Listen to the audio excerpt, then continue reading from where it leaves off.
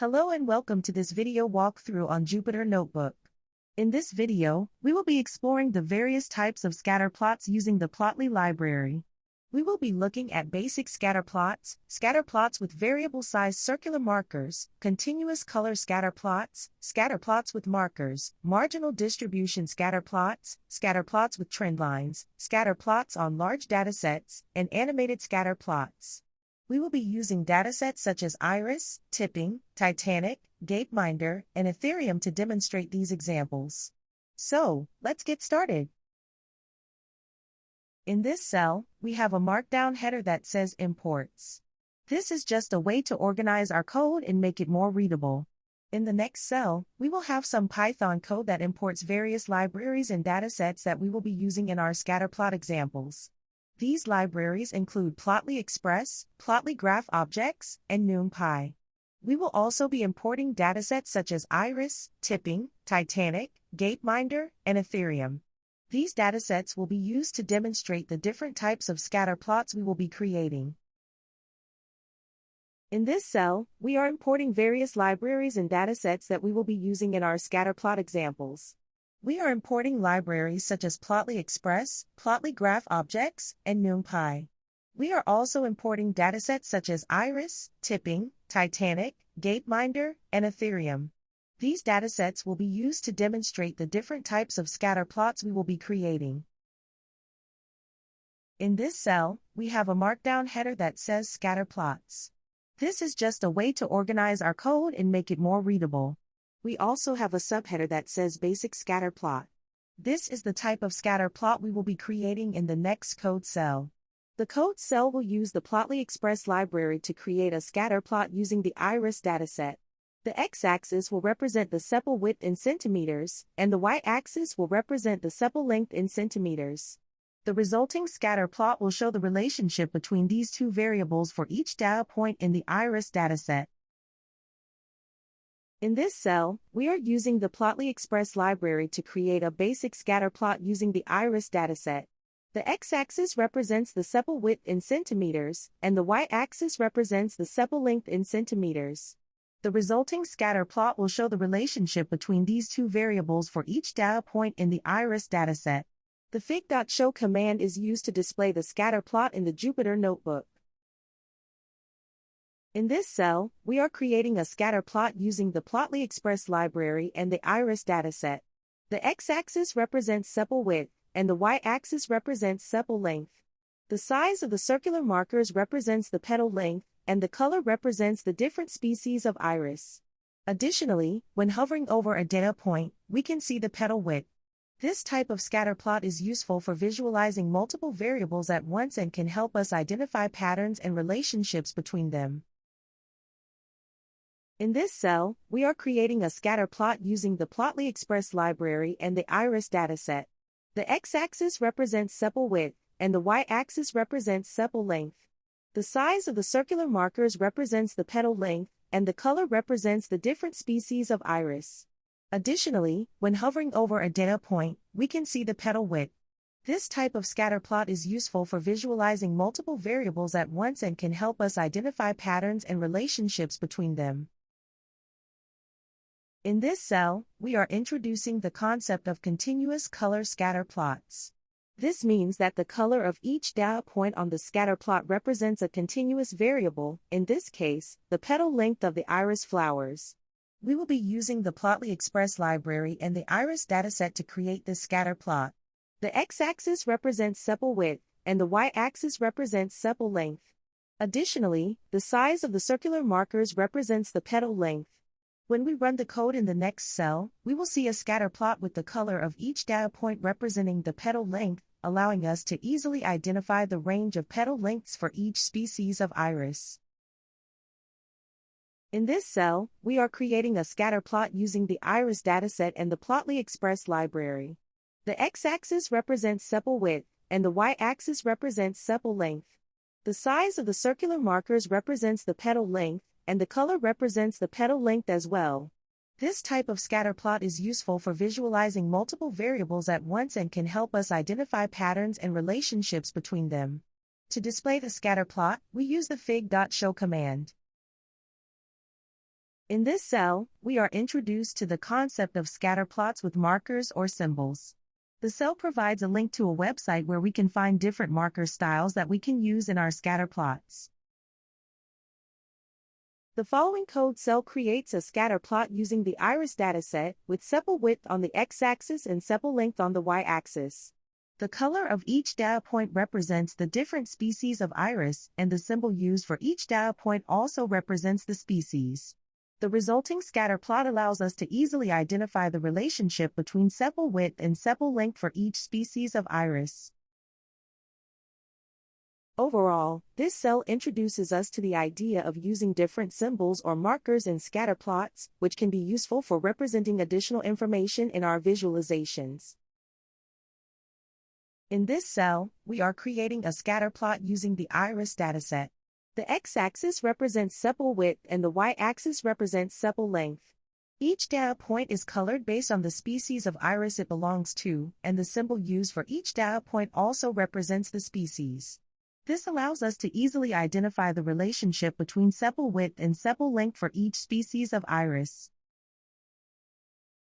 The fig.show command is used to display the resulting scatter plot.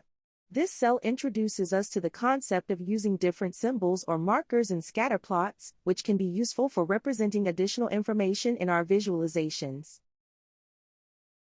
In this cell, we are introduced to the concept of marginal distribution scatter plots. The upcoming code cell will create a scatter plot using the iris dataset with sepal length on the x-axis and sepal width on the y-axis.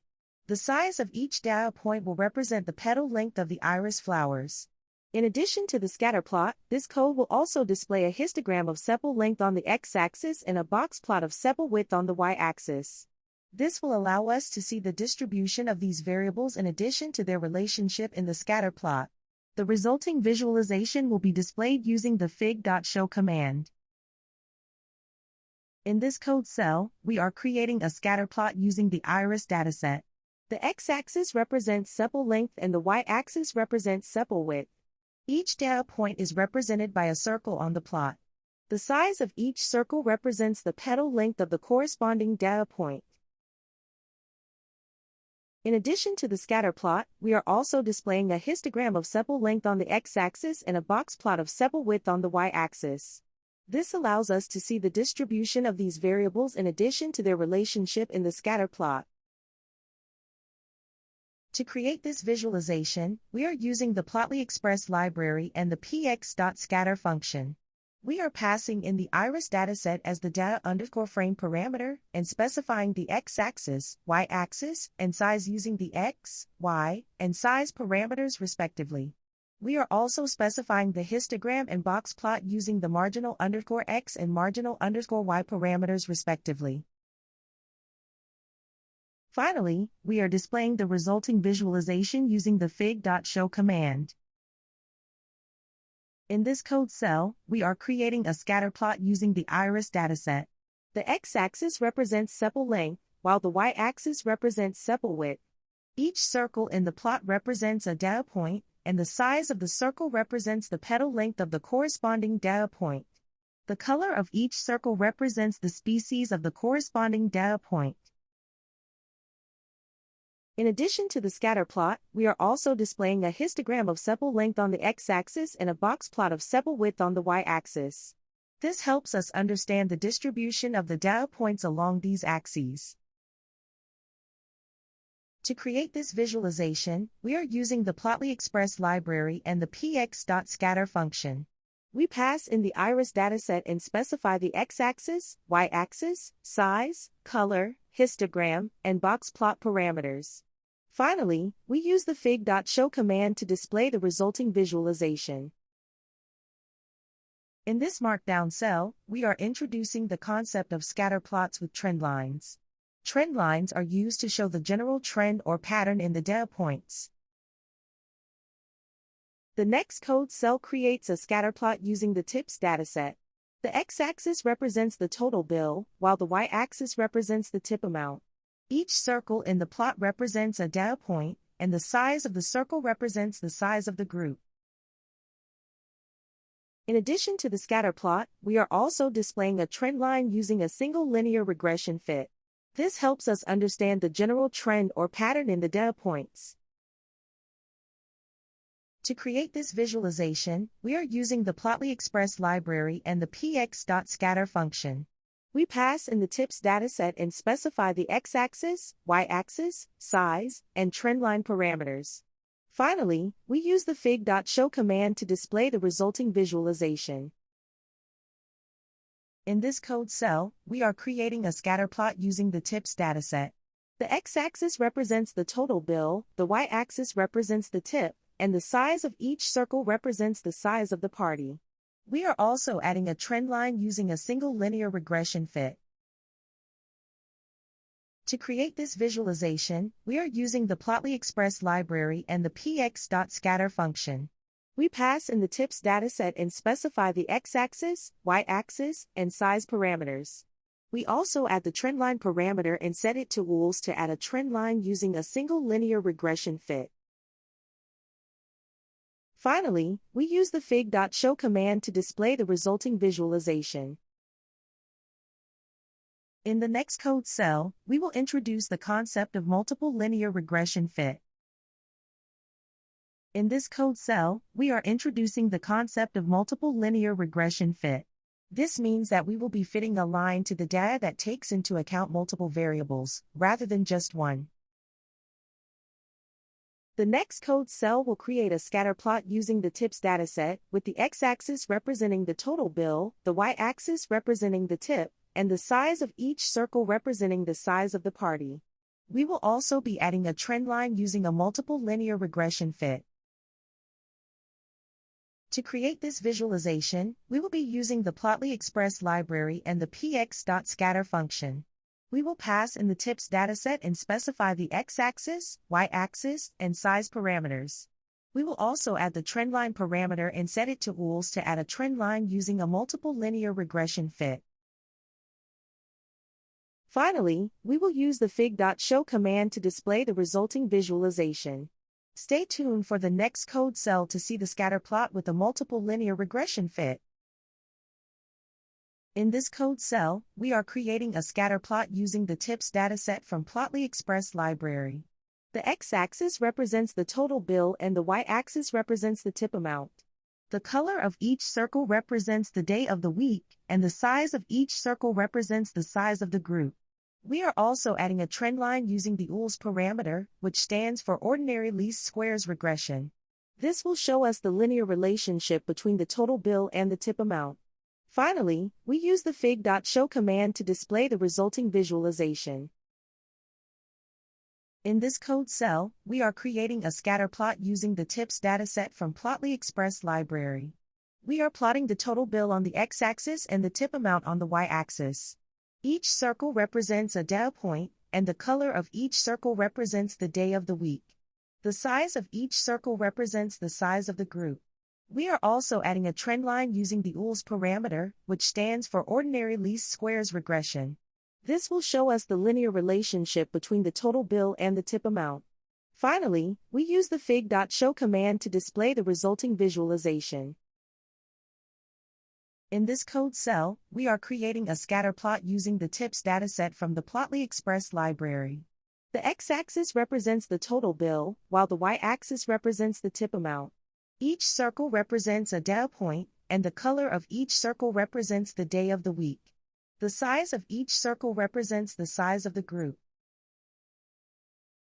We also added a trend line using the OOLS parameter, which stands for ordinary least squares regression. This trend line shows the linear relationship between the total bill and the tip amount. Finally, we use the fig.show command to display the resulting visualization. In this code cell, we are creating a scatter plot using the Plotly Express library with the TIPS dataset. The scatter plot has total bill on the x-axis and tip amount on the y-axis. Each circle represents a data point, and the color of each circle represents the day of the week. The size of each circle represents the size of the group. We have added a trend line using the OOLS parameter, which stands for ordinary least squares regression, to show the linear relationship between the total bill and the tip amount. Finally, we display the resulting visualization using the fig.show command. In this code cell, we are creating a scatter plot using the Plotly library. The X and Y axes represent random data points generated using the NumPy library. Each data point is represented by a circle, with the color of the circle representing another set of random data points. The color scale used is called viridis. The size of the circles is not specified in this code cell. Finally, we display the resulting visualization using the fig.show command. In this code cell, we are creating an animated scatter plot using the Plotly Express library. The scatter plot will display data from the Gapeminder dataset, with the x-axis representing GDP per capita and the y-axis representing life expectancy. The scatter plot will be animated over time, with each frame representing a different year. Each data point will be represented by a circle, with the size of the circle representing the population of the country. The color of each circle will represent the continent the country is located in. When hovering over a circle, the name of the country will be displayed. We have also set the x-axis to be on a logarithmic scale and limited the range of the x and y axes. Finally, we display the resulting visualization using the fig.show command. In this code cell, we are creating an animated scatter plot using the Plotly Express library. We are using the Gapeminder dataset, with the x-axis representing GDP per capita and the y-axis representing life expectancy. The scatter plot will be animated over time, with each frame representing a different year. Each data point will be represented by a circle, with the size of the circle representing the population of the country. The color of each circle will represent the continent the country is located in. When hovering over a circle, the name of the country will be displayed. We have also set the x-axis to be on a logarithmic scale and limited the range of the x and y axes. Finally, we display the resulting visualization using the fig.show command. In conclusion, we have explored various types of scatter plots using the Plotly library with datasets such as Iris, Tipping, Titanic, Gapeminder, and Ethereum. We have learned how to create scatter plots with additional features such as color and size representing different variables, as well as using different symbols or markers in scatter plots. We have also seen how to add trend lines and create animated scatter plots. Jupyter Notebook provides a powerful platform for data visualization and analysis, and with the help of Plotly and other libraries, we can create engaging and informative visualizations. Thank you for watching this video walkthrough on scatter plots in Jupyter Notebook.